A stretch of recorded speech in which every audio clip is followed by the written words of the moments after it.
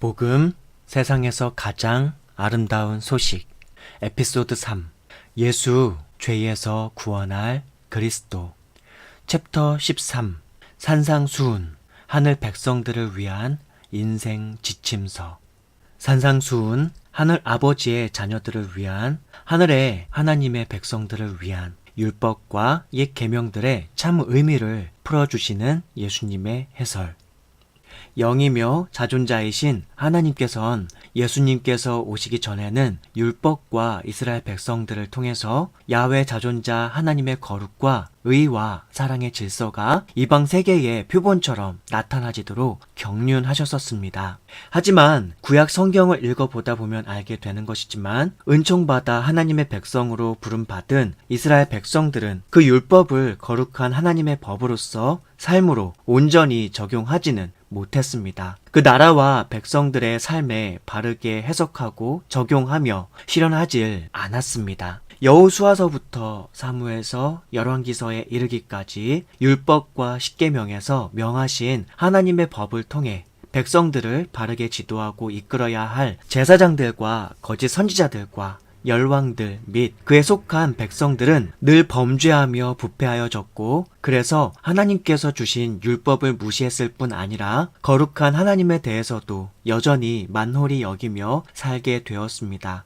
아니, 더 정확히 표현하자면 거룩한 창조주 왕이신 아버지 하나님께 대한 신앙과 사랑을 멀리하였기에 그에 따라서 당연스레 가장 큰 두 계명인 대강령, 사랑의 계명과 십계명 및 율법들을 떠나서 각기 제 길을 쫓아서 자기들 마음대로 범죄하며 살게 되었습니다.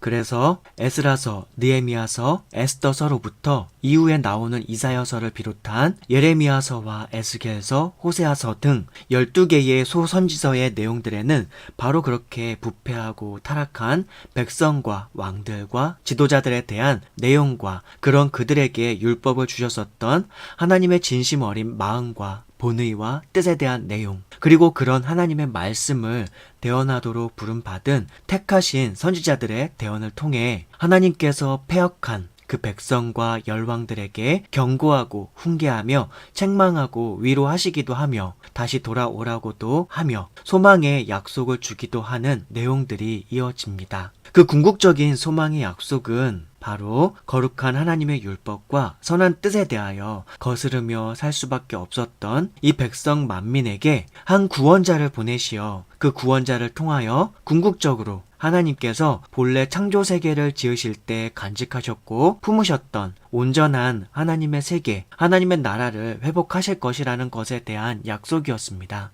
그 구원자가 구약 히브리어로 하면 메시아였고 신약 헬라어로 하면 바로 그리스도였습니다. 그렇게 구약의 암흑시대 가운데서 예언되고 약속되었던 메시아인 그리스도 예수님은 로마의 지배하에 있었던 팔레스타인의 베들레헴에서 태어나 갈릴리 지방의 나사렛 작은 마을에서부터 유대와 사마리아 지경에 걸쳐 다니면서 구약시대의 이스라엘 백성들에게 본래 하나님께서 율법을 주셨을 때의 참 의미들을 풀어 가르쳐 주셨던 것입니다. 그렇게 예수님께서 옛 율법의 참 의미들을 확연히 풀어 가르쳐 주신 주된 설교가 모아져 있는 말씀들이 바로 그리스도인이 아닌 사람도 종종 들어 알고 있는 산상수훈이라는 말씀입니다. 이 산상수훈의 말씀은 마태복음 5장에서 7장에서 확인할 수 있습니다.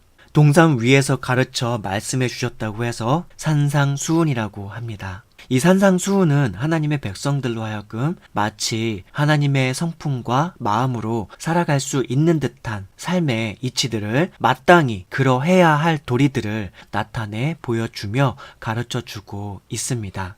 예수님의 이 가르침들은 하나님처럼 의와 성과 사랑의 성품과 마음으로 살아갈 수 있는 참된 도리를 가르쳐주는 가르침이었기에 이것은 비록 이 땅 위에 죄 많은 백성들일지언정 하늘 아버지께서 선하다 하는 하늘의 도리를 쫓아 살 수 있는 길이 예수님의 이 가르침을 통해서 비로소 열리는 것이었기에 예수님은 이 가르침과 이 소식을 천국 복음이라 칭하며 가르쳐 주셨습니다. 이 가르침은 거룩하며 선하신 사랑의 하늘 아버지의 백성들이라면 마땅히 따르고 사모할 만한 거룩한 가르침이었으며 그렇기에 천국 복음이었습니다. 죄로 인하여 유리하고 방황하는 백성들에게 하나님의 본체이신 홀로 하나뿐인 독생자 아들이 오셔서 하나님의 의와 사랑의 법과 원칙의 참된 의미가 무엇이고 어떻게 살아가는 것이 또 어떠한 마음가짐과 상태로 살아가는 것이 하나님 나라의 백성들답게 살아가는 것인지를 매우 쉬운 비유로서 알기 쉽게 명확하게 가르쳐 보여주셨기 때문입니다. 하나님께서 구약 선지자들을 통하여 그리스도에 관하여 예언하였던 예언도 복음이었고 이후에 천사들이 목자들에게 전하여 준 그리스도에 관한 소식도 복음이었지만 구약 시대에 예언되었었던 바로 그 메시아이며 그리스도 당사자이신 예수께서 직접 이 땅 가운데 오셔서 사람들과 함께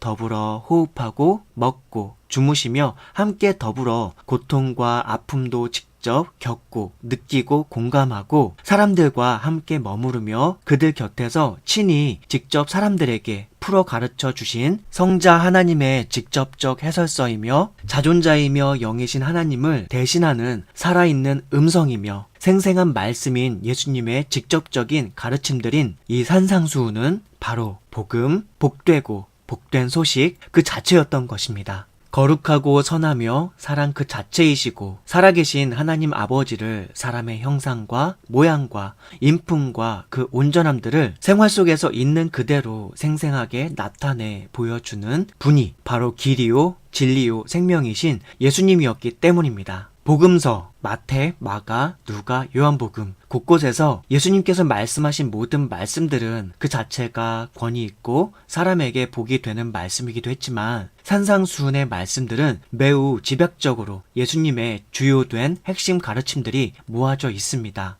선한 존재인 신을 믿고 그 신을 따르고자 하는 사람들이라면 누구나 귀 기울여 들어야 할 거룩하신 하나님께서 사람을 향하신 뜻과 길이 무엇인지에 대해 궁금하고 알고 싶어하는 이들이라면 누구나 귀 기울여 들어야 할 예수님의 제자가 되어 그리스도인으로서 하나님의 백성으로서 온전하고 참답게 삶을 살아가고자 하는 이들이라면 누구나 귀 기울여 들어야 할 사람이 사람답게 인생이 참다운 인생답게 살아갈 수 있는 지침들을 가르쳐 주신 말씀들이 바로 산상수훈의 말씀들인 것입니다.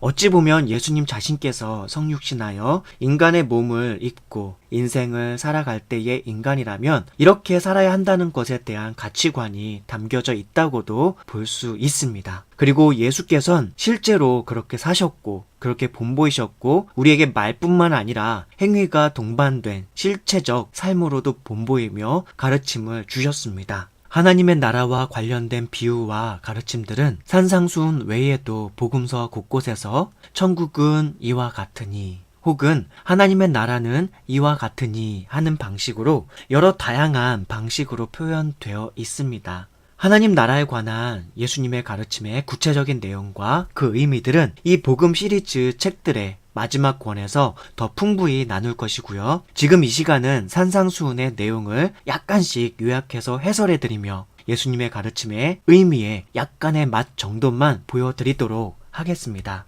지금 산상수훈을 이렇게라도 살펴보는 것은 예수님의 산상수훈의 가르침들 속에 구약 성경에서 옛 율법에서는 미처 확연하게 드러나지 않았던 참된 의미들이 예수님의 이 해석과 해설 그리고 온전한 가르침들을 통해 비로소 더 분명하고도 확연히 드러나기 때문입니다. 그리고 이 산상수훈의 가르침을 통해 하나님께서 선하다 여기시는 상태가 무엇이며 그릇되다 여기시는 상태가 무엇인지도 더욱 명확히 확연하게 드러나게 되기 때문입니다. 예수님의 가르침과 말씀들을 묵상하기 전에 한 가지 알아두어야 할 것은 예수님은 이 비유의 가르침들을 학자 같은 뛰어난 지성인들에게 가르쳐 풀어 보여주고 있는 것이 아니라 매우 평범한 보통의 사람들에게 가르쳐 전하고 있다는 것입니다. 아니 어쩌면 오히려 보통의 사람들보다도 좀 더 학식이 떨어지고 지능이 낮은 사람들이라고 할 수 있습니다. 그 당시 사회에서 소외됐고 외면받고 욕먹던 불우한 형편에 있었던 이들이 바로 직접적으로 이 말씀을 먼저 듣게 되었던 당사자였으니까요. 그래서 예수님의 가르침과 비유들은 매우 이해하기 쉬운 내용들이었습니다. 반면에 쉬운 내용들이었음에도 단편적으로 편하게만 받아들이고 이해하면 그 깊이 있는 의미들은 깨닫지 못하게 되는 성질의 것이기도 했습니다. 예수님의 가르침 모두가 진리였지만 그것은 2중, 3중, 4중에 복합적이고도 깊은 의미들을 함축하고 있었습니다. 개개인들의 심정에도 깊이 현실적으로 다가오는 교훈이기도 한 반면에 사회적 문제의 현실까지도 꿰뚫고 다가오는 교훈이기도 했고, 하나님과의 관계적 측면의 회복과 온전함을 위한 교훈이기도 한 반면에 사람 서로 간과 인간 사회 보편에 만연해 있는 상황에도 꼭 적합하게 공감 갈 만한 깊이 있는 의미들이 어려 있었던 가르침이었던 것이죠. 그래서 듣는 이들로 하여금 정직한 마음으로 받아들일 준비가 된 이들이라면 아, 맞다, 정말 그러네 라고 공감을 불러일으킬 만한 말씀들이었다는 것입니다. 즉, 사람들이 받아들여 이해한 1차적 의미 외에도 곱씹어서 되새겨서 다시 생각해보면 처음 깨달은 그 의미뿐만 아니라 다른 많은 것까지도 아울러 더 많이 풍부히 깨닫게 될 만한 것들이 무수히 어려있는 그런 말씀들이었다는 것이죠. 예수님의 가르침과 비유들, 꾸짖음, 책망, 그리고 구약 율법과 선지자들의 말씀에 대한 재해석 등 한 말씀 한 말씀들이 그러한 성질을 가지고 있다고 여겨도 무방합니다. 말씀뿐만 아니라 3년간의 공생애 동안 말하고 행동하고 본보였었던 행위적 삶의 흔적들까지도 그림 언어적 가르침이 표현되어 있다고 봐도 무방합니다. 즉, 자신이 말하신 것들을 삶 속에 녹아내는 삶 그 자체였던 것이죠. 인간 공자, 맹자, 노자, 석가모니 등 수많은 앞서간 현인들이 남긴 말들도 이리저리 숙고해보면 유익한 것들이 많을진데 자존자 하나님의 독생하신 아들인 예수님의 말씀은 오죽했겠습니까? 그렇기에 지난 수백 년 동안 수많은 그리스도인들이 예수님의 말씀을 읽고 또 읽고 묵상하고 또 묵상해도 신비하게도 그 말씀 가운데서 선하고 아름다운 지혜의 보물들이 생명수처럼 쏟아져 나올 수 있었을 것입니다. 이전에 처음 들었을 때는 이런 방식으로 선한 의미로 깨달아지더니 나중에 다시 또 묵상하니 이후에는 이전에 깨달았던 그 의미뿐 아니라 다른 방식에서 다른 관점에서의 선한 의미들까지도 더 깊이, 더 넓게, 더 총체적으로 깨달아지게 되었던 것이죠. 이러한 경험은 그리스도인이 신앙생활을 오랫동안 신실하게 해왔다면 누구나 공감하는 경험들입니다.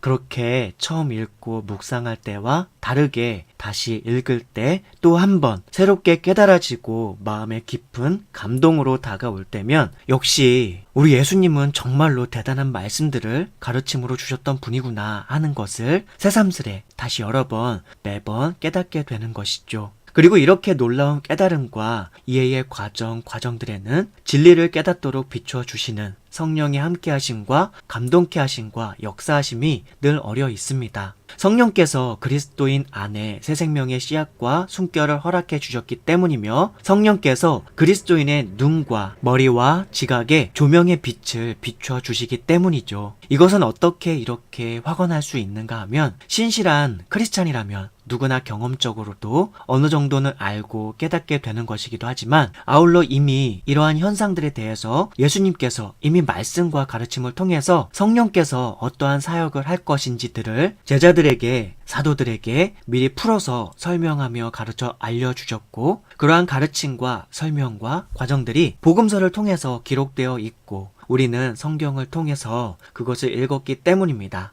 즉 예수님께서 그렇게 말씀하셨고 예수님께서 그렇게 설명해 주셨고 예수님께서 그렇게 확약해 주셨기 때문입니다. 그리고 우리들 크리스찬들은 우리에게 일어나는 많은 심리적, 영적인 현상, 그리고 실생활에서 함께하는 신성의 능력이 깃든 경륜들에 대해서 다른 의학적, 심리학적, 과학적 학자들이 내놓는 세속적 방식의 해설이나 설명보다는 먼저는 우리 예수님의 가르침에 비추어 우리의 현상들을 비추어 살펴보고 비추어 깨닫고 이해하고 확신하기 때문입니다. 세속의 학자들이 내놓는 학자적 견해보다는 역시나 우리들 크리스찬에게 있어서는 먼저는 예수님의 말씀과 해석 그리고 예수님의 관점과 가르침이 가장 중요한 잣대임에는 틀림없습니다. 왜냐하면 일단 먼저는 믿음이 없이는 예수님의 어떠한 가르침들도 그리고 신자의 삶 속에 나타나는 하나님의 신성이 담긴 경륜의 여러 현상들은 믿음과 성령의 깨닫게 하시는 은총이 없이는 온전히 이해되기 어렵고 설명되기 어렵고 깨달아지기 어렵기 때문입니다. 그리고 이러한 영적, 심리적, 그리고 초자연적 현상들의 경우 종종 일반 세속의 학자나 여러 일반인들에게 설명해야 할 경우가 있다면 하나님의 은혜와 신적 경륜의 이러한 현상들에 대해 우리들 크리스찬은 세속의 학자들이 내놓는 논리적 논증의 방식을 빌어서 신자의 삶 속에 나타난 현상들을 예수님의 가르침과 설명과 해설에 비추어서 잘 설명해낼 수 있으면 좋겠지만 그럴 수 없어도 그렇게 크게 문제될 것은 없습니다. 설명되고 논증할 수 없다 하여 존재하는 것이 존재하지 않는 것으로 되는 것은 아니며 일어난 일이 일어나지 않은 일이 되지도 아니하며 하나님의 선하신 신적 경륜이 우연적, 우발적 사건으로 되는 것은 아니기 때문입니다. 우리가 하나님을 온전히 신뢰하며 믿고 살아간다면 일반 자연인들이 알지 못하는 수많은 하나님의 섭리와 신적 경륜들을 우리는 믿음의 눈으로 일상 속에서 수많은 기적들을 체험하며 살아가게 될 것이고 그것은 우리에게는 일상적 기적일 것이나 일반 자연인들에게는 우연적, 자연섭리적, 그저 과학적이라고 불리는 혹은 초자연적 혹은 초과학적, 비과학적 사건으로 불리는 것이 될 것입니다. 지금부터는 예수님께서 가르쳐 보여주신 하늘 백성들이 살아갈 도리가 담긴 산상수훈 말씀들에 대해서 그 의미의 약간씩이라도 핵심만을 짚어가며 살펴보도록 하겠습니다. 먼저 마태복음 5장 1절에서 12절까지의 내용을 한번 살펴볼까요? 예수께서 무리를 보시고 산에 올라가 앉으시니 제자들이 나아온지라. 입을 열어 가르쳐 이르시되 심령이 가난한 자는 복이 있나니 천국이 그들의 것이며 애통하는 자는 복이 있나니 그들이 위로를 받을 것이며 온유한 자는 복이 있나니 그들이 땅을 기업으로 받을 것이며 의에 줄이고 목마른 자는 복이 있나니 그들이 배부를 것이며 긍휼히 여기는 자는 복이 있나니 그들이 긍휼히 여김을 받을 것이며 마음이 청결한 자는 복이 있나니 그들이 하나님을 볼 것이며 화평하게 하는 자는 복이 있나니 그들이 하나님의 아들이라 일컬음을 받을 것이며 의를 위하여 박해를 받은 자는 복이 있나니 천국이 그들의 것임이라. 나로 말미암아 너희를 욕하고 박해하고 거짓으로 너희를 거슬러 모든 악한 말을 할 때에는 너희에게 복이 있나니 기뻐하고 즐거워하라. 하늘에서 너희의 상이 큼이라. 너희 전에 있던 선지자들도 이같이 박해하였느니라. 네. 마태복음 5장 1절에서 12절까지의 이 팔복의 말씀은 하나님의 백성들이 이 험난한 세상에서 어떠한 마음의 자세와 어떠한 삶의 태도로 사는 것이 궁극에는 천국을 소유한 자와 같은 삶에 이르는 것인지를 매우 복합적이고 깊고 다양한 의미가 함의된 표현 방식으로 가르쳐 보여주시고 계신 말씀입니다. 한 사람이 진정으로 신앙이 깊어질수록 암과 이해와 경험이 깊어질수록 이 팔복의 의미를 더욱 깊게, 더욱 폭넓게 입체적으로 깨닫게 됩니다. 이 팔복의 한 구절 한 구절들을 풍부히 설명하는 것만으로도 책 한 권 이상은 써야 할 겁니다. 이어지는 말씀인 마태복음 5장 13절에서 16절 말씀도 한번 읽어볼까요? 너희는 세상의 소금이니 소금이 만일 그 맛을 잃으면 무엇으로 짜게 하리요? 후에는 아무 쓸데없어 다만 밖에 버려져 사람에게 밟힐 뿐이니라. 너희는 세상의 빛이라. 산 위에 있는 동네가 숨겨지지 못할 것이요. 사람이 등불을 켜서 말 아래에 두지 아니하고 등경 위에 두나니 이러므로 집안 모든 사람에게 비치느니라. 이같이 너희 빛이 사람 앞에 비치게 하여 그들로 너희 착한 행실을 보고 하늘에 계신 너희 아버지께 영광을 돌리게 하라. 이 말씀은 팔복의 자세와 태도로 사는 하나님의 나라에 소유된 하나님의 백성들이 과연 세상 가운데에서는 어떠한 의미이며 어떠한 존재인지를 가르쳐 보여주십니다. 하나님의 백성들이 바로 이 세상에서 빛이며 소금과 같은 존재라고 하는 선언이며 이것이 진리이고 마땅히 그래야 함을 교훈하시는 말씀입니다. 이 말씀을 듣고 있었던 동산에 모인 많은 천민과 거지와 여인들과 소외받는 사람들은 참으로 놀라웠을 것입니다. 그리고 성경을 통해 성령의 감동 강화 속에서 이 말씀들을 생생한 음성으로 믿고 듣는 우리들에게 역시 이러한 예수님의 가르침은 참으로 놀랍고 귀하고 감사하며 복된 말씀이 아닐 수 없습니다. 본래 이것 하나님의 백성들이 빛과 소금의 역할을 세상에서 당연스레 담당한다는 것은 초기에 출애굽하였었던 이스라엘 백성들에게 기대하셨던 것이기도 했습니다. 이스라엘 백성들이 하나님께서 모세를 통해 주셨었던 율법의 참 정신을 쫓아서 신실하게 하나님을 사랑하며 이웃을 사랑하며 살았더라면, 그리고 율법을 통해 주셨었던 지침과 방식대로 이방 나그네들과 과부와 고아와 사회적 약자들을 향해서도 사랑과 구휼을 온전히 생활과 사회 속에 실천하고 구현하였었더라면, 이스라엘은 죄악과 어둠이 만연한 이 세상의 한복판에서 거룩한 하나님의 나라의 백성들로서 온 인류에게 선한 삶과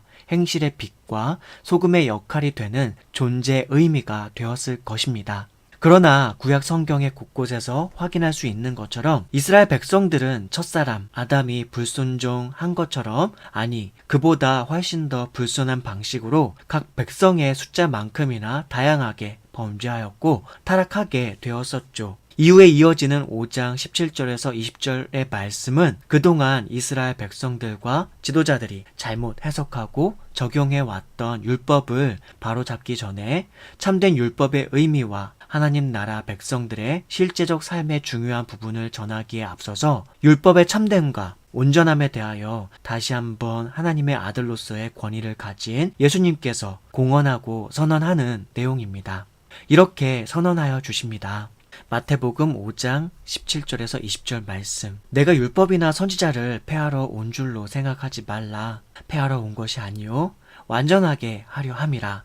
진실로 너희에게 이르노니 천지가 없어지기 전에는 율법의 1.1획도 결코 없어지지 아니하고 다 이루리라. 그러므로 누구든지 이 계명 중에 지극히 작은 것 하나라도 버리고 또 그같이 사람을 가르치는 자는 천국에서 지극히 작다 일컬음을 받을 것이요 누구든지 이를 행하며 가르치는 자는 천국에서 크다 일컬음을 받으리라. 내가 너희에게 이르노니 너희 의가 서기관과 바리새인보다 더 낫지 못하면 결코 천국에 들어가지 못하리라. 이후에 이어지는 내용들은 예수님 당시의 이스라엘 백성들 삶에 만연해 있었던 율법에 대한 잘못된 해석과 그릇된 적용과 남용과 본 의미의 왜곡에 대해서 예수님께서 그 율법에 담겨 있는 참된 본 의미를 온전히 풀어 가르쳐 주는 내용들입니다. 그리고 이 가르침들이 바로 앞서 말씀하신 율법을 폐하러 온 것이 아닌 율법의 본 의미를 완전케 되도록 하는 예수님의 참된 해설적 가르침이었습니다. 물론 율법이 사람에게 의도하는 것을 완전케 한다는 의미는 예수님의 이러한 해설적 가르침만이 아니라 예수님께서 십자가에서 죽으시고 부활하시는 그 사건을 통하여 하나님께서 계획하신 경륜까지도 포함되어 있습니다. 이어지는 마태복음 5장 21절에서 26절 말씀도 한번 읽어보도록 할게요. 옛사람에게 말한 바 살인하지 말라. 누구든지 살인하면 심판을 받게 되리라 하였다는 것을 너희가 들었으나 나는 너희에게 이르노니 형제에게 노하는 자마다 심판을 받게 되고 형제를 대하여 나가라 하는 자는 공회에 잡혀가게 되고 미련한 놈이라 하는 자는 지옥불에 들어가게 되리라. 그러므로 예물을 제단에 드리려다가 거기서 너의 형제에게 원망들을 만한 일이 있는 것이 생각나거든 예물을 제단 앞에 두고 먼저 가서 형제와 화목하고 그 후에 와서 예물을 드리라. 너를 고발하는 자와 함께 길에 있을 때에 급히 사화하라. 그 고발하는 자가 너를 재판관에게 내어주고 재판관이 옥리에게 내어주어 옥에 가둘까 염려하라. 진실로 너에게 이르노니 네가 한 푼이라도 남김이 없이 다 갚기 전에는 결코 거기서 나오지 못하리라. 이 말씀은 하나님께서 이스라엘 백성들에게 살인하지 말라는 십계명을 주신 그 의도는 모세 시대에 미개하고 강포한 200만의 백성들에게 최소한 살인하지 말라는 계명을 주신 것이기도 했지만 그 계명을 주신 본래 의도는 하나님의 백성들이 서로 간 이웃과 형제들을 미워하는 마음을 갖거나 그 마음으로 욕을 하거나 저주하는 마음을 갖지 않기를 바라셨다는 것입니다. 이것에 대하여 예수님께서 다시 새롭게 풀어서 선언해 주신 것이었습니다. 즉 미움의 마음을 품지 말라는 것입니다. 미움과 증오와 분노가 결국 살인의 근본 원인이며 뿌리이기 때문입니다. 또한 미움과 분노는 사랑의 형상과 덕을 쫓아 지음받은 하나님의 백성들이 마음에 품으면 그런 자신의 영혼의 형상과 건강과 생명된 본질을 왜곡하고 상하게 하는 그러한 것이기도 했기 때문입니다. 그러나 옛 이스라엘 백성들은 그냥 사람 죽이지 않으면 되겠거니 생각했다는 것이죠. 그런데 옛 이스라엘 백성들이 그렇게 생각하게 된 것은 율법 위에 헌법이라고 할 수 있는 대강령인 사랑의 계명의 원리를 쫓아 율법을 해석하고 적용하지 않았기 때문이었습니다. 하나님과 이웃을 온 마음을 다해서 사랑하고자 하는 사람이라면 단순히 최소한 살인을 하지 않는 그 수준에 머무는 것이 아니라 자신의 마음 가운데 미움과 증오와 분노가 일어날 때 그것이 사랑의 정서에 합치하지 않는 것임을 깨닫고 그 마음을 버릴 것이기에 그렇습니다. 십계명을 주셨지만 사랑의 대강령을 온 마음을 다해 따르려고 하는 사람들은 십계명을 통해 자신 안에서 일어나는 마음의 부족한 상태를 깨닫고 그것을 뉘우치며 버렸을 것입니다. 하지만 이스라엘 백성들은 그렇게 하지 않았고 그 백성들을 온전히 가르치고 깨닫게 해야 할 제사장들도 그렇게 가르치지 않았으며 부패한 선지자 및 선지자 생도들도 그렇게 하지 않았고 기름 부음 받은 열왕들 역시도 그렇게 하지 않았던 것이죠. 그런데 예수님께서는 구약시대의 이스라엘 무리들이 간과하고 있었던 율법의 참된 의미들을 이제 다시 바로 온전히 풀어 가르쳐주며 깨닫게 해주셨던 것입니다. 그리고 예수님의 이 가르침들이야말로 하나님께서 거룩한 백성들로 삼으신 하늘에 속한 하나님의 백성들인 그리스도인들이 즐겨 듣고 사모하며 따를 만한 복되고 복된 가르침들이었던 것입니다. 이후에 이어지는 예수님의 가르침들에도 이러한 원리들은 꼭 같이 적용됩니다. 마태복음 5장 27절에서 32절 말씀. 또 간음하지 말라 하였다는 것을 너희가 들었으나 나는 너희에게 이르노니 음욕을 품고 여자를 보는 자마다 마음에 이미 간음하였느니라. 만일 너의 오른 눈이 너로 실족하게 하거든 빼어내 버리라.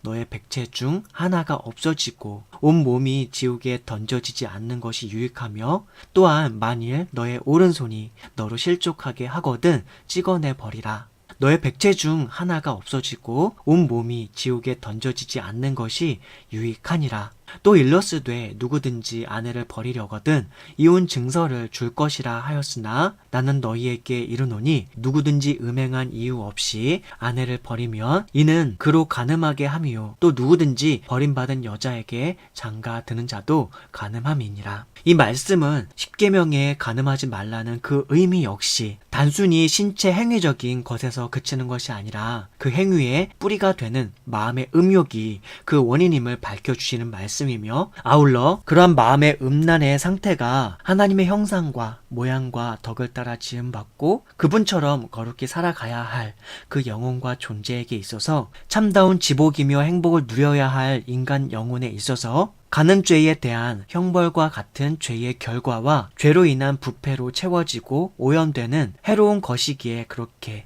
새롭게 해석해 주며 새롭게 선언해 주신 것이었습니다. 죄의 형상과 모양을 띈 그 어떠한 것도 우리의 마음에 자리 잡으면 우리의 마음을 차지하고 탐심이란 형태로 욕망이란 형태로 우리를 이끌기 시작하면 하나님의 형상을 닮은 우리의 영혼과 마음은 그 죄의 형상을 띤 그러한 것들로 인하여 그 자체로 고통 속에 거하게 됩니다.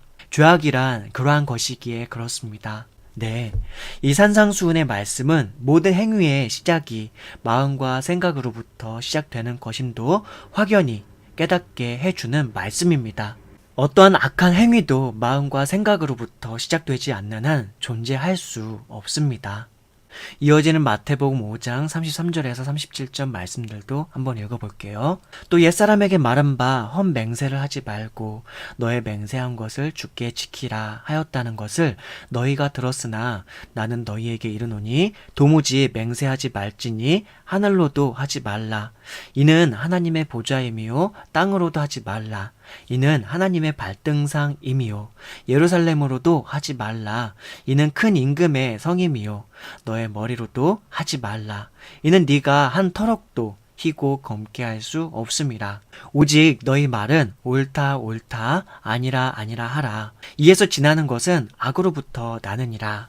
이 말씀은 옛 율법의 거짓 맹세에 대한 말씀을 통하여 사람으로 하여금 사람의 무능력함을 깨닫게 하고 또 모든 것이 전능한 하나님께로부터 비록되는 것을 깨달아 사람이 스스로 오만하여지거나 교만하여지지 않도록 늘 겸비할 수 있도록 사람 스스로 무엇이나 대단한 일을 할 수 있을 것처럼 허황된 맹세하지 말고 스스로 확신하지 말라고 경계하여 주는 말씀입니다.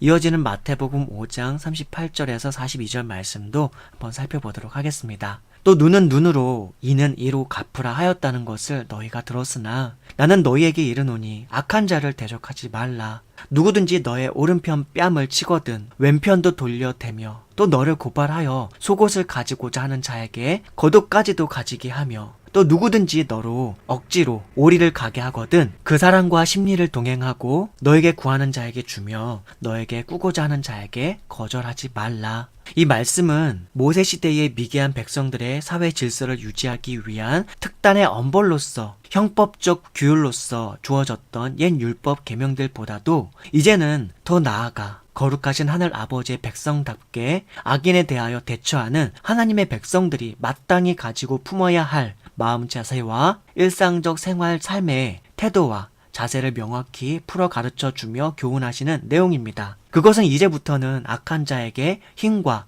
폭력으로 맞서거나 대적하지 말고 자신의 것을 악의적인 의도로 탈취하는 이들에게까지도 그들이 원하는 것보다 더 후히 주라는 것입니다. 기가 막힌 말씀처럼 들리죠. 말도 안 되는 말씀처럼 들리죠. 자, 그런데 이제 이후에 43절에서 48절 말씀에서는 더 어마어마한 말씀을 주십니다. 그리고 이러한 삶의 자세와 태도가 몸에 배이고 인격에 배인 그리스도인의 삶의 방식이야말로 진정으로 하나님께서 사랑하는 방식이고 하나님의 백성들인 하나님의 자녀들이 사랑하며 사는 삶의 방식임을 확언해 주십니다. 너무나 유명한 말씀들입니다. 그리스도인이 아닌 사람들조차도 알고 있는 말씀이죠. 마태복음 5장 43절에서 48절 말씀. 또 너의 이웃을 사랑하고 너의 원수를 미워하라 하였다는 것을 너희가 들었으나 나는 너희에게 이르노니 너희 원수를 사랑하며 너희를 박해하는 자를 위하여 기도하라. 이같이 한즉 하늘에 계신 너희 아버지의 아들이 되리니 이는 하나님이 그 해를 악인과 선인에게 비추시며 비를 의로운 자와 불의한 자에게 내려주심이라. 너희가 너희를 사랑하는 자를 사랑하면 무슨 상이 있으리요? 세리도 이같이 아니하느냐? 또 너희가 너희 형제에게만 무난하면 남보다 더하는 것이 무엇이냐? 이방인들도 이같이 아니하느냐? 그러므로 하늘에 계신 너희 아버지의 온전하심과 같이 너희도 온전하라. 이렇게 하는 것이 바로 하늘에 계신 우리 아버지와 같이 온전하여지고 거룩하여지는 것이며 하늘에 계신 우리 아버지처럼 사랑과 의의 존재로서 자라가며 삶을 살아가는 것임을 가르쳐주며 선언하여 주신 것입니다. 매우 버거워 보이는 말씀이지만 이 말씀만큼 복되고 복된 말씀은 또 없습니다. 하나님께서 우리가 원수 되었을 때에 우리를 위하여 하나님의 아들을 내어주신 것도 그리스도께서 우리가 죄인 되었을 때에 우리를 위하여 십자가에 자신을 내어주신 것도 바로 이렇게 하나님께서 원수까지도 사랑하시는 사랑의 하나님이셨고 그것을 먼저 몸소 친히 보여주시는 분이었기 때문입니다. 저는 이러한 마음의 동기로 개신교인으로는 한국에서 처음으로 양심적 병역 거부라는 것을 하여 교도소에 수감되기도 했었지만 교도소 안에 있는 동안 저를 싫어하고 내켜하지 않는 몇몇 분들을 진심 어린 마음으로 사랑하지는 못했습니다. 노력은 했는데 정말 쉽지는 않았습니다. 마음과 입술로 그들을 축복하는 기도도 하기는 했지만 진심 어린 마음으로 그들을 사랑하였는지는 의문입니다. 종종 그들에게 맞짱 뜨고 싶은 충동도 느꼈고 잠시간이었을지라도 분을 내기도 했었습니다. 그러고는 그런 저 자신에 대하여 실망하고 부끄러워 하였음에도 그럼에도 그 교도소 생활에 약간은 적응하려고 언젠가부터 저 자신도 모르게 조금은 강한 척 하려고 하는 언행이 무의식적으로 몸에 배곤 하였었습니다. 그리고 이런 습관은 아직까지도 저의 인격과 자아를 두르고 있습니다. 앞으로도 지속적으로 개선하기 위해 지속적으로 제 자신을 성찰하고 반성하며 뉘우치고 돌이켜야 할 숙제입니다. 지극히 작은 한 사람까지 사랑하는 것, 원수까지 사랑하는 것, 악인까지도 긍휼히 여기며 축복하고 위하여 주는 것, 기꺼이 사랑하고 위하는 마음으로 싫어하는 대상을 위하여 내어주고 손해보고자 하는 마음 말입니다. 하늘의 아버지께서 다 아시고 다 보시며 잘했다 하시며 흐뭇해 하실 것을 알기에 마땅히 그럴 수 있는 마음과 생활 속의 실제적 삶 말이죠. 그리고 이어지는 마태복음 6장 1절에서 18절까지의 말씀들도 한번 살펴보도록 하겠습니다. 사람에게 보이려고 그들 앞에서 너희의 의를 행하지 않도록 주의하라. 그리하지 아니하면 하늘에 계신 너희 아버지께 상을 받지 못하느니라. 그러므로 구제할 때에 외식하는 자가 사람에게서 영광을 받으려고 회당과 거리에서 하는 것 같이 너희 앞에 나팔을 불지 말라. 진실로 너희에게 이르노니 그들은 자기 상을 이미 받았느니라. 너는 구제할 때에 오른손이 하는 것을 왼손이 모르게 하여 너의 구제함을 은밀하게 하라. 은밀한 중에 보시는 너희 아버지께서 갚으시리라. 또 너희는 기도할 때에 외식하는 자와 같이 하지 말라. 그들은 사람에게 보이려고 회당과 큰 거리 어귀에 서서 기도하기를 좋아하느니라. 내가 진실로 너희에게 이르노니 그들은 자기 상을 이미 받았느니라. 너는 기도할 때에 너의 골방에 들어가 문을 닫고 은밀한 중에 계신 너희 아버지께 기도하라. 은밀한 중에 보시는 너희 아버지께서 갚으시리라. 또 기도할 때에 이방인과 같이 중언부언하지 말라. 그들은 말을 많이 하여야 들으실 줄 생각하느니라. 그러므로 그들을 본받지 말라. 구하기 전에 너희에게 있어야 할 것을 하나님 너희 아버지께서 아시느니라. 그러므로 너희는 이렇게 기도하라. 하늘에 계신 우리 아버지여, 이름이 거룩히 여김을 받으시오며 나라가 임하옵시며 뜻이 하늘에서 이루어진 것 같이 땅에서도 이루어지이다. 오늘 우리에게 일용할 양식을 주시옵고 우리가 우리에게 죄 지은 자를 사하여 준 것 같이 우리 죄를 사하여 주시옵고 우리를 시험에 들게 하지 마시옵고 다만 악에서 구하시옵소서. 나라와 권세와 영광이 아버지께 영원히 있사옵나이다. 아멘. 너희가 사람의 잘못을 용서하면 너희 하늘 아버지께서도 너희 잘못을 용서하시려니와 너희가 사람의 잘못을 용서하지 아니하면 너희 아버지께서도 너희 잘못을 용서하지 아니하시리라. 금식할 때에 너희는 외식하는 자들과 같이 슬픈 기색을 보이지 말라. 그들은 금식하는 것을 사람에게 보이려고 얼굴을 흉하게 하느니라. 내가 진실로 너희에게 이르노니 그들은 자기 상을 이미 받았느니라. 너는 금식할 때에 머리에 기름을 바르고 얼굴을 씻으라. 이는 금식하는 자로 사람에게 보이지 않고 오직 은밀한 중에 계신 너희 아버지께 보이게 하려 함이라. 은밀한 중에 보시는 너희 아버지께서 갚으시리라. 이 말씀들은 하나님의 백성들의 삶에 있어서 보이지는 않지만 언제나 함께 하시는 하나님의 임재 속에서 오직 하나님만을 의식하되 사람들에게 보이기 위하여 선을 행하거나 구제하거나 기도하거나 경건과 예배 등에 있어서 외식되게 위선으로 하지 말 것을 경계하신 말씀입니다. 즉 하나님의 백성들은 은밀한 중에 우리와 함께 하시며 우리를 바라보고 우리를 잘 아시는 보이지 않는 하나님의 영적 눈동자 앞에서 그분의 마음에만 드려지듯이 선과 의를 행하라고 하시는 말씀입니다. 이것은 한 사람으로 하여금 매우 내밀한 양심의 영역에서부터 삶의 전 영역에 이르기까지 그 시대에 흐르고 있는 세상의 전통이나 편견과 사람들의 평가를 의식하지 말고 하나님 앞에서 하나님의 임종 가운데 머물러 있는 선한 양심과 뜻을 쫓아서만 살라는 것을 의미하는 것이기도 합니다. 더욱이 3절에서 4절 말씀은 구제할 때에 오른손이 하는 일을 왼손이 모르게 하라고 하셨는데 이 말은 오른손이 하는 일을 왼손이 모르게 늘 숨겨서 하라는 그런 의미가 아니라 그만큼 자신의 자아도 의식하지 못할 정도로 무의식적으로 자연스럽게 구제와 나눔과 돌봄과 사랑하는 삶이 자연스러운 자신의 성품이 되고 삶 그 자체가 되도록 하라는 것을 의미하는 것입니다. 왜냐하면 오른손이 하는 일을 어찌 왼손이 모르겠습니까? 하지만 우리의 의식과 생각조차도 그것을 의식하지 못할 정도로 우리의 삶에 선함과 사랑이 자연스레 배어 있다면 오른손뿐 아니라 왼손조차도 나조차도 그것을 모르고 행할 것이기에 그렇습니다. 자신은 그냥 자연스레 당연히 삶을 살아가는 것인데 그것이 타인들에게 언제나 이롭고 유익하며 선과 의와 복지가 되는 삶이 되는 것이라 볼 수 있습니다. 것입니다. 혹 그것이 사람들에게 드러나게 될 때에도 사람들을 의식하는 것이 아니라 하나님을 의식하며 사람의 기준과 잣대가 아니라 하나님께 보여지고 드러나는 자기 자신의 중심과 선한 마음을 지키라는 것이기도 합니다. 이렇게 은밀한 중에 보시는 하나님만을 의식하는 하나님 중심적 삶의 태도에 대한 가르침은 이후에 이어지는 기도의 생활에 대한 가르침에서도 이어집니다. 중언부언하지 말고 하나님께서 우리의 처지와 상황을 다 아는 것을 깊이 신뢰하며 그분께서 세상에서 우리를 가장 사랑하실 뿐만 아니라 가장 좋은 아버지이심을 전제로 하여 우리가 지향해야 할 기도의 모본 형식을 가르쳐 주신 것이었습니다. 예수님께서 가르쳐 주신 그러한 기도의 모본 형식이 바로 주기도문입니다. 주기도문에 대한 해설은 또 하나의 거대한 주제이고 방대한 의미들을 담고 있기에 지금 이 장에서는 하지 않겠습니다. 그리고 이어지는 6장 19절에서 34절 내용에서도 이러한 외식을 지향할 것과 진실로 하나님을 의식하며 경외하는 하나님 중심적 삶에 대한 가르침이 이어집니다. 너희를 위하여 보물을 땅에 쌓아두지 말라. 거기는 종과 동록이 해하며 도둑이 구멍을 뚫고 도둑질하느니라. 오직 너희를 위하여 보물을 하늘에 쌓아두라.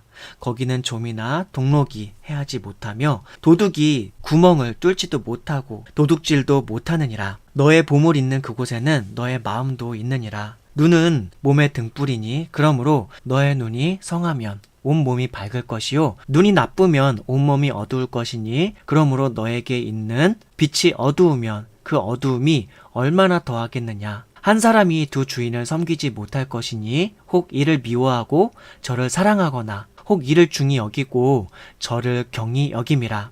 너희가 하나님과 재물을 겸하여 섬기지 못하느니라. 그러므로 내가 너희에게 이르노니 목숨을 위하여 무엇을 먹을까 무엇을 마실까 몸을 위하여 무엇을 입을까 염려하지 말라. 목숨이 음식보다 중하지 아니하며 몸이 의복보다 중하지 아니하냐. 공중의 새를 보라. 심지도 않고 거두지도 않고 창고에 모아들이지도 아니하되 너희 하늘 아버지께서 기르시나니 너희는 이것들보다 귀하지 아니하냐. 너희 중에 누가 염려함으로 그 키를 한 자라도 더할 수 있겠느냐.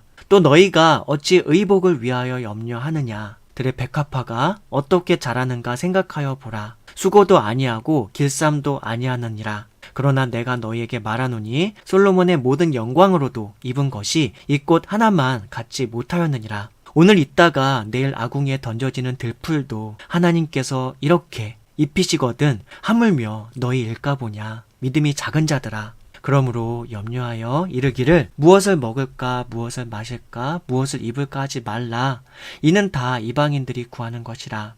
너희 하늘 아버지께서 이 모든 것이 너희에게 있어야 할 줄을 아시느니라. 그런즉 너희는 먼저 그의 나라와 그의 의를 구하라. 그리하면 이 모든 것을 너희에게 더하시리라. 그러므로 내일 일을 위하여 염려하지 말라. 내일 일은 내일이 염려할 것이요 한 날의 괴로움은 그 날로 족하니라. 그리고 다시 이어지는 내용에서는 하나님 중심적 삶의 태도에서 비롯되는 마음 가치관과 우선되어야 할 부분에 대한 가르침을 주십니다. 즉 그것은 많은 이방인들과 사람들이 삶의 우선적 관심을 세속적인 성공 잣대에 따라 두는 것과는 달리 하나님의 백성들은 자신들의 삶의 최선의 보물을 하늘에 두라는 것이었습니다. 마음의 중심을 하늘에 두라는 것이었습니다. 그것은 곧 삶의 모든 우선적 가치들을 하늘 아버지께서 기뻐하는 하늘의 법, 하늘 아버지의 뜻에 두라는 것이었습니다.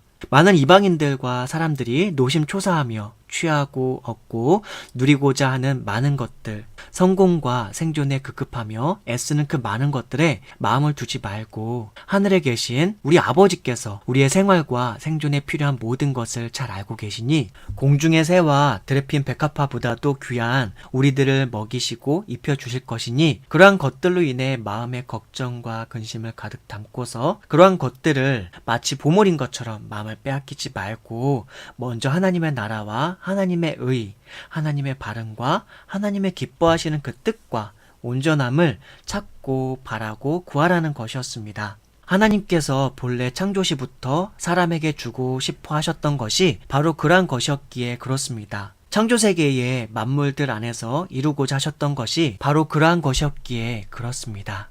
이것은 하나님께서 우리가 생각하는 것보다 우리 자신을 더욱 잘 알고 계시며 우리와 언제나 함께 하신다는 확언이었으며 확약이기도 했습니다. 우리의 필요를 잘 알 뿐 아니라 우리에게 더욱 필요한 진정한 필요, 즉 온전한 영적인 필요까지도 다 안다는 것을 의미하는 것이었습니다. 뿐만 아니라 우리가 진정으로 지향하며 마음을 두어야 하는 영역은 바로 무궁하고 영원하시며 영광과 존귀와 거룩과 지존함 가운데 계시는 하나님의 영원하고 온전한 나라 속에 거하고 있어야 할 하나님의 거룩하고 풍성한 뜻의 온전함이 우리 자신과 온 창조세계 가운데에 이루어짐이어야 한다는 것이었습니다. 이어지는 마태복음 7장 1절에서 5절 말씀도 한번 살펴보도록 하겠습니다. 비판을 받지 아니하려거든 비판하지 말라. 너희가 비판하는 그 비판으로 너희가 비판을 받을 것이요 너희가 헤아리는 그 헤아림으로 너희가 헤아림을 받을 것이니라. 어찌하여 형제의 눈 속에 있는 티는 보고 너의 눈 속에 있는 들보는 깨닫지 못하느냐. 보라, 너의 눈 속에 들보가 있는데 어찌하여 형제에게 말하기를 나로 너의 눈 속에 있는 티를 빼게 하라 하겠느냐. 외식하는 자여, 먼저 너의 눈 속에서 들보를 빼어라. 그 후에야 밝히 보고 형제의 눈 속에서 티를 빼리라. 이 말씀은 비판에 대하여 경계하여 주고 있습니다. 하나님의 백성들 서로 간에 있어서 비판하지 말라는 것입니다. 특별히 여기서의 비판은 비난에 가까운 비판을 말합니다. 즉 상대의 약점과 단점만을 끄집어서 그것으로 상대의 허물을 들추고자 하는 나쁜 인간성을 말합니다. 그리고 대개의 인간들은 자신들의 치우쳐진 좁은 시야와 잣대와 기준으로 상대의 허물을 판단하고 규정하여 그것을 들추어냅니다. 그리고 자신들도 자신들의 가치관과 잣대의 허울과 틀에 매여서 스스로가 스스로를 자신이 만든 법의 울타리 안에 가둡니다. 또한 이 비판에 대한 경계의 말씀은 우리가 재판장에 되어서 무지한 눈과 이해력으로 섣부르게 한 사람 한 사람에 대하여 옳고 그름을 판단하지 말라는 것이기도 합니다. 각 사람의 죄와 허물과 악에 대하여 모든 것을 공정하고 바르게 헤아리며 판단하실 수 있는 분은 오직 한 분, 하나님 외에는 없습니다. 비판은 죄인된 사람의 허물과 모순들을 들추어내어 사람 서로 간에 계속 흠집을 내고 관계를 파괴합니다. 하지만 잠언 10장 12절의 말씀에서는 이렇게 말씀했습니다. 사랑은 모든 허물을 덮어준다고요. 더욱이 우리들 대부분은 다른 사람의 허물을 보기 이전에 자신의 허물부터 먼저 깊이 반성하고 뉘우치고 개선되어야 함에도 자신들의 허물에 대해서는 관대하게, 타인의 허물에 대해서는 가혹하게 평하고 지적하는 경향이 있습니다. 어떠한 경우에는 허물이 아님에도 자신의 기준에는 허물이기에 그것을 힐난하고 비난하며 헐뜯는 경우가 많습니다. 그래서 먼저는 예수님의 말씀 앞에서 성령의 비추시는 은혜 아래서 자신을 먼저 돌아본 후에야 타인을 비로소 도울 수 있습니다. 그리고 그 도움은 반드시 사랑의 마음이 동기가 되어야 할 겁니다.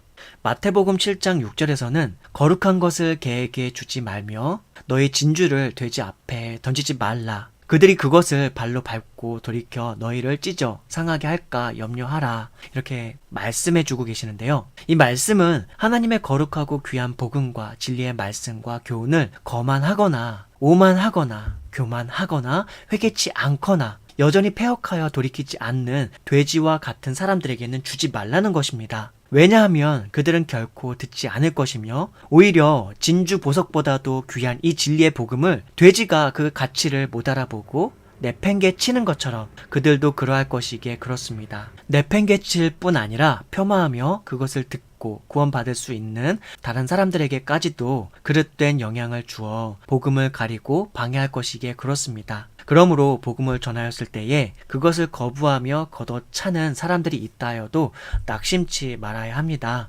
그리고 억지로 전하려 해서도 안 됩니다. 그저 다시 그를 위하는 마음과 사랑의 마음으로 기도하고 기다리는 것이 최선일 겁니다. 제가 깨달은 최선은 이 정도입니다. 그리고 이어지는 마태복음 7장 7절에서 11절 말씀도 살펴보겠습니다. 구하라, 그리하면 너희에게 주실 것이요. 찾으라, 그리하면 찾아낼 것이요. 문을 두드리라, 그리하면 너희에게 열릴 것이니 구하는 이마다 받을 것이요. 찾는 이는 찾아낼 것이요. 두드리는 이에게는 열릴 것이니라. 너희 중에 누가 아들이 떡을 달라 하는데 돌을 주며 생선을 달라 하는데 뱀을 줄 사람이 있겠느냐? 너희가 악한 자라도 좋은 것으로 자식에게 줄 알거든. 하물며 하늘에 계신 너희 아버지께서 구하는 자에게 좋은 것으로 주시지 않겠느냐. 이 말씀은 하나님의 나라, 복음, 구원, 진리와 성령 등과 같은 하나님께로부터 비롯되어 하나님의 백성들에게 미칠 수 있는 수많은 복들을 하늘의 아버지께 마음껏 구하고 찾고 두드리라는 것입니다. 좋으신 아버지께서는 그 자녀들에게 해로운 것은 주지 않을 것이요 좋은 것은 더 좋은 것으로 구비하여 풍성히 내려주실 것이기에 그렇습니다. 마태복음 7장 12절 말씀. 그러므로 무엇이든지 남에게 대접을 받고자 하는 대로 너희도 남을 대접하라. 이것이 율법이요 선지자니라. 이 마태복음 7장 12절 말씀은 좀 놀라운 말씀입니다. 한 문장으로 율법과 선지자들의 교훈을 축약해서 말씀해 주고 있기에 그렇습니다. 본래 예수님께서 가르쳐 주신 가장 큰 두 계명은 하나님을 마음과 뜻과 성품과 목숨을 다하여 사랑하라는 계명과 이웃을 내 몸처럼 사랑하라는 그 두 계명이었습니다. 그리고 이 두 계명이 온 율법과 선지자의 강령을 아우르는 계명이라고 예수님께서는 말씀해 주셨습니다. 그런데 그와 비슷하게 이 말씀을 또한 주고 계십니다. 네, 맞습니다. 실제로 사랑을 실천하는 지혜에 있어서 이러한 원리를 생각하라는 의미입니다. 온 율법이 지향하는 바와 선지자의 말씀들이 지향하는 바가 결국은 하나님을 향한 사랑과 사람 서로 간의 사랑을 온전케 하는 것인데, 그것을 궁극적으로 실현하는 구체적 실천 방안의 관점이 바로 이와 같다는 것입니다. 무엇이든지 남에게 대접을 받고자 하는 대로 먼저 남을 대접하는 것, 내가 대접을 받고 싶은 무엇인가가 생각난다면 그것부터 실천하는 것, 역지사지의 관점과 마음으로 늘 생각하는 습관을 갖고서 타인을 위해 사랑을 실천하고자 한다면 내가 받고 싶은 존중과 사랑이 어떤 것이 있는지를 먼저 돌아보고 생각해 보고 나서 그 타인에게 행하는 것, 내가 받고 싶은 그대로를 타인에게 그대로 하는 것, 그것이 바로 율법이 지향하는 사랑을 실천함에 있어서 선지서의 말씀들과 교훈들이 지향하는 사랑을 실천함에 있어서 가장 실질적이고 효율적인 방식이라는 것입니다. 이 한마디로 온 율법과 선지자의 교훈이 어느 정도는 축약될 수 있다는 것이 참으로 놀랍습니다. 가만히 이 말씀을 깊이 묵상하고 또 묵상하고 자신의 삶에서 한 가지씩 실천해 보십시오. 참으로 지혜로운 가르침임을 깨닫게 될 것입니다. 이 말씀이 의미하는 것은 꼭 굳이 남에게 받기 위해서 대접하라는 의미는 아닙니다. 남에게 내가 무언가를 얻기 위한 목적으로 대접하고 베풀고 나누고 사랑을 실천하라는 의미가 아닙니다. 그저 먼저 하늘 백성으로서 크리스찬으로서 사랑을 실천하는 삶을 살아감에 있어서 가장 먼저 생각하고 고려해야 할 부분에 대한 기초적이고 굵직한 지혜를 먼저 알려주신 것입니다. 가장 쉽고도 간결하게 누구나 납득되고 이해 갈 수 있는 방식으로 말이죠. 서민적 언어이고 서민들이 먼저 직접적으로 쉽게 공감 갈 수 있게끔 가르쳐 주신 예수님의 지혜롭고도 간결한 깊은 말씀인 것이죠. 이 말씀 한마디만 깊이 생각하고 삶에서 실천하기만 해도 어른과 아이, 남녀노소 누구나 할 것 없이 우리는 삶의 많은 부분에서 놀라운 변화가 일어날 것입니다. 그리고 이어지는 마태복음 13절에서 14절 말씀은 이런 말씀인데요. 좁은 문으로 들어가라. 멸망으로 인도하는 문은 크고 그 길이 넓어 그리로 들어가는 자가 많고 생명으로 인도하는 문은 좁고 길이 협착하여 찾는 자가 적음이라. 네, 이 말씀은 이 죄 많은 세상 속에서 하나님의 백성들이 필연적으로 걸을 수밖에 없는 삶의 형태에 대해서 말씀해 주고 있습니다. 즉, 생명으로 인도하는 문, 구원의 문, 하나님 나라로 이르는 문은, 그러한 문과 길을 따르는 삶의 길은 사람들이 적게 찾을 만큼 좁기도 하고 어렵기도 한 문이며 길이라는 것입니다.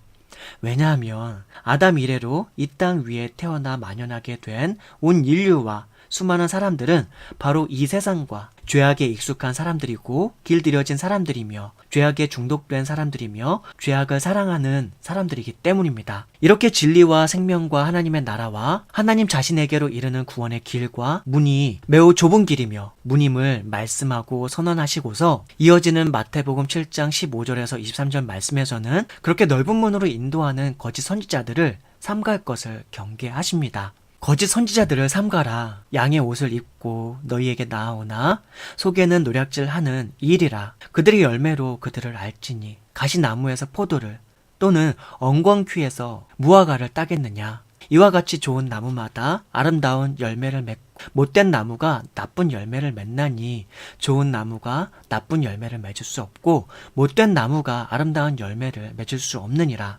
아름다운 열매를 맺지 아니하는 나무마다 찍혀 불에 던져지느니라. 이러므로 그들의 열매로 그들을 알리라. 나더러 주여 주여 하는 자마다 다 천국에 들어갈 것이 아니요 다만 하늘에 계신 내 아버지의 뜻대로 행하는 자라야 들어가리라. 그날에 많은 사람이 나더러 이르되 주여 주여 우리가 주의 이름으로 선지자 노릇하며 주의 이름으로 귀신을 쫓아내며 주의 이름으로 많은 권능을 행하지 아니하였나이까 하리니 그때에 내가 그들에게 밝히 말하되 내가 너희를 도무지 알지 못하니 불법을 행하는 자들아 내게서 떠나가라 하리라. 거짓 선지자들은 예수님 이전의 구약시대에도 많았었고 예수님 이후로도 신약 성경에 쓰여질 당시의 사도들의 시대에도 많았으며 이후의 시대에도 많을 것이기에 그렇습니다. 거짓 선지자들은 그리스도의 이름으로 다가오지만 그리스도의 복음을 오히려 교묘하게 왜곡하고 달콤하게 사람을 길들여서 하나님이 아닌 또 다른 우상을 섬기도록 하는 사람들입니다. 그들 자신이 소경이며 따르는 소경들에게도 자신들의 그릇된 것으로 가르치고 전합니다. 예수님께서는 친절하게도 그러한 거짓 선지자들을 분별하고 판별하는 나름의 비법과 지혜와 방도도 확연히 알려주십니다. 그 비법과 지혜와 방도는 하나님의 백성들이 자연스레 지니게 되는 성품과도 같은 것에 있었습니다. 즉 선한 열매를 맺는 것이 선한 나무인 것처럼 하나님의 백성들은 하나님의 백성들로서의 성품의 열매를 맺는다는 것이고 그것은 참된 선지자와 거짓 선지자에게 있어서도 마찬가지라는 것입니다. 포도나무는 포도를 열매를 맺지 포도나무가 배나 사과를 열매 맺지는 않기에 그렇습니다. 즉 나쁜 마음을 가진 사람은 그 마음에 있는 나쁜 것으로 나쁜 행실과 인격과 성품과 삶의 행태의 결실을 맺는 것이라는 것이죠. 이어지는 마태복음 7장 24절에서 27절 말씀도 살펴보도록 하겠습니다. 그러므로 누구든지 나의 이 말을 듣고 행하는 자는 그 집을 반석 위에 지은 지혜로운 사람 같으리니 비가 내리고 창수가 나고 바람이 불어 그 집에 부딪히되 무너지지 아니하나니 이는 주추를 반석 위에 놓은 까닭이요 나의 이 말을 듣고 행하지 아니하는 자는 그 집을 모래 위에 지은 어리석은 사람 같으리니 비가 내리고 창수가 나고 바람이 불어 그 집에 부딪힘에 무너져 그 무너짐이 심하니라. 이 말씀들은요 마태복음 5장에서 7장까지의 율법과 계명들의 참된 의미를 풀어 가르쳐 주시며 경계하시고 명하신 바로 그 말씀들을 듣고 행하는 자들은 반석 위에 집을 지은 지혜로운 사람이라고 비유하시며 이러한 하나님의 백성들은 비바람과 풍파와 어떠한 어려움에도 무너지지 않고 견고히 서 있을 수 있다고 확언하며 선언해 주는 말씀입니다. 즉 예수님의 이 말씀과 가르침을 듣기만 하고 행하지 않는 이들은 마치 모래 위에 지은 어리석은 사람과 같다고도 확언해 주시는 것입니다. 참으로 진실한 하나님의 말씀입니다. 그래서 아멘입니다. 이상으로 하나님께서 사람들에게 주신 가장 큰 계명, 두 계명과 십계명, 그리고 율법, 예수님의 대표적 가르침인 산상수훈 등을 살펴보며 하나님께서 무엇을 좋아하며 싫어하시는지 등을 계명과 말씀들을 통해서 대강을 살펴보았습니다. 하나님께서 택하신 백성들에게 바라고 요구하며 기대하신 것은 인간에게 해로운 것이 없었습니다. 오히려 강팍하고 죄 많아 늘 서로 반목하고 혼란하고 비난하며 다투고 싸우기에 익숙한 인간들로 하여금 평화할 수 있도록 동시에 그릇된 성욕과 정욕과 욕망으로 인하여 하나님의 거룩한 형상을 쫓아 지음받은 영혼과 마음을 상하게 하고 더럽히지 않도록 서로 사랑하라는 그 최고이며 최선의 거룩한 명령을 주신 하나님의 사람을 향한 온전한 뜻이 이루도록 심리학적으로나 정신학적으로도 인간의 영혼과 신체와 마음의 구조를 잘 아는 창조주 하나님의 인간에 대한 뛰어난 이해를 따라 예수님께서 마음 이치학적으로도 매우 쉽고도 간명하게 확실히 마음에 다가올 수 있도록 비유를 섞어가며 풀어 가르쳐 보여주셨던 것이었고 그것은 인간이 하나님의 형상과 거룩한 모양과 사랑의 덕을 쫓아 살아갈 수 있게 해주는 생명의 말씀이었고 영생의 말씀이었으며 능력의 말씀이었고 치유의 말씀이었으며 길이 되고 진리가 되는 말씀이었을 뿐입니다. 그리고 바로 이것이 하나님께서 인간에게 보여주신 하나님의 참된 의이기도 했습니다.